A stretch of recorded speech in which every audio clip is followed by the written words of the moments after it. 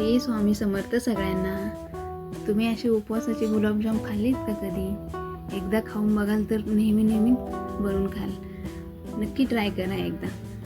चला तर मग त्यासाठी अर्धा किलो रताळे घेतले मी इथे. वाफेवर छान उकळून घेतले, थंड करून घेतले, साल काढून छान मॅशरने मॅश केले अगोदर.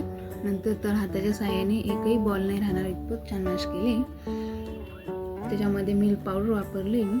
कमी जास्त झालं तरी चालतं मिल्क पावडर. तुपाचा हात लावून घेऊ आणि छान बॉल बनवून घेऊ. तेल ठेवले मी तर गरम व्हायला. फ्राय करून घेऊ मंद आचेवर. एक एक बॉल टाकून कुरकुरीत होईपर्यंत छान फ्राय करू. चाचणी नेहमीसारखीच बनवून घेऊ. बघा छान ब्राऊन झालेली. आता एक फोडून बघ दाखवते मी. छान जाळी बनलेली त्याच्यामध्ये बघा. तेच खाऊन उपवासाला तुम्हाला पण कंटाळा येत असेल ना. नक्की ट्राय करून बघा एकदा. वेलची पूड टाकली मी चाचणीमध्ये. एखादा तास छान मुरून द्यायचे.